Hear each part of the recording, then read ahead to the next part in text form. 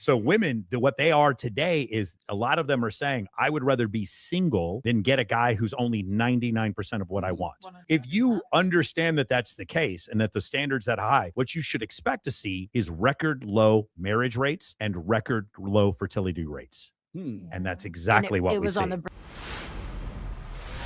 Here goes. Dangerous person in your marriage has 847,000 followers and has never met you, but your spouse watches them every night. I'm not exaggerating when I say that social media has changed the nature of what I watched unfold in divorce cases. The comparisons are constant. The access to other people, real and imagined, is constant. The drip feed of other lives that look better, easier, and more exciting than yours is constant. And here's what that does to a marriage. It manufactures dissatisfaction of things that were fine. I went through a high conflict divorce myself. I know what the end of a real relationship costs. And I watch people now risk that cost for a version of life they saw on a screen, built by strangers who are also miserable, but post better than you do. The algorithm is not rooting for your marriage. It is optimized for your attention. And your attention is most easily captured by the belief that somewhere, someone is living a life better than yours. They are not. I promise you.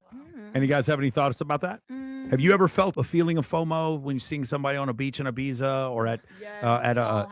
Yeah, we've all felt that. Or highlight reel of people's lives. Yeah, you feel that, right? Don't. We all don't know it's fake, and Pantera often concert. you're looking at a girl and being like, "Why doesn't my boyfriend doing this?" Not knowing that you're looking at an escort. You don't recognize. You're comparing yourself. I'm not trying to denigrate anyone, but you're comparing yourself to a prostitute, and you think, "Oh my God, why am I not on a PJ?" Because most ladies that I know are not paying $65,000 for one-way trips on a private jet. It's generally a man who's doing that. And that's fine. There's nothing wrong with that. The problem is now all of a sudden my female friends are unsatisfied with their relationship because they saw some other guy, some other girl walking on the beach in Ibiza thinking, man, her boyfriend takes care of her better than mine does, not recognizing you're looking at an escort. Go ahead. And that's exactly what, here's the thing is that we're looking at one girl who is taking all these trips all over the world, but we don't know that it's with different men.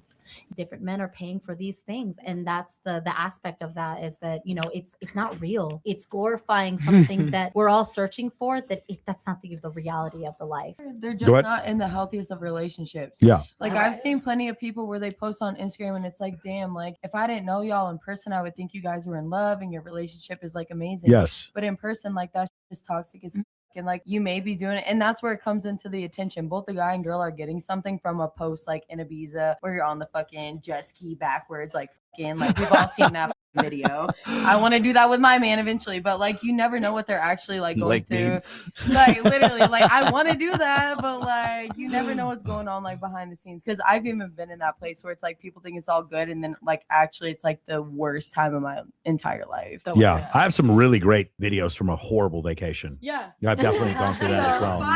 They're fire. So I actually have some personal insight because I was married for 8 years, and he regrets losing you every day, honey. Of course he does. Yes. Oh, he still loves He's me, and we watching love the each other. show However, right now. however, obviously I left for a few reasons, but I was like, you know what? I can give myself a better life than running in place and pulling dead weight and being the breadwinner and doing a lot of things. Or it's like great marriage, but it was a social media thing, but it wasn't like I was like, oh, I'm going to find a great guy and try and find a high value man to give me this life. It's like, I would be better and happier on my own. Ooh, this is a great point. Yeah. Okay, ladies. Yeah. So exactly. here's the analogy I like to use for men. If I go to prison, I would rather be single than be a homosexual. I would rather just not be with anybody. Right. So women, what they are today is a lot of them are saying, I would rather be single than get a guy who's only 99% of what I want. 100%. If you understand that that's the case and that the standard's that high, what you should expect to see is record low marriage rates and record low fertility rates. And that's exactly what we see. It was on the brink of me having kids. That's exactly and what I don't know we if see. it's 99, but maybe it was like 85. And you're just sort of year after year, I put this much effort into it. And so you feel like, especially with marriage, and you get married in front of people. So you feel like there's a lot of like Pressure. social pressure. So yeah. Some of the best caveats for being with a man ancestrally, let's go I like to use the point about 27,000 years ago, because that's the end of Neanderthal and the only hominids left are Homo sapiens. At that point, the benefit of being with a man is protection, provisioning, and parental investment. Okay. That's the thing. Now it's like protection. I live in a high rise. All the security guards here have a Glock. I don't really need protection. If you're a woman, provisioning, I got a degree. degree. I make $300,000 a year. I'll I got make two. my own I got damn two money. master's degrees. I make my own money. I'm on OF. I'm not that good. I make $20K a month on OF. I'm not that great. I make $50K a month on OF. I'm not. So, and now you don't need the provisioning and parental investment. I don't even know if I want to have kids. I don't want to do that to my body. I think I might hire a surrogate. Like that's where we are now. So now the investment that men can give you is not as good unless you're in the relationship and you're dickmatized and you're like, oh my God, this is the greatest thing ever.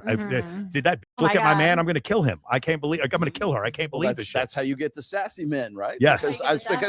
Because why? Well, if you don't need, like I've heard this a million times. I've said this on Dr. Phil.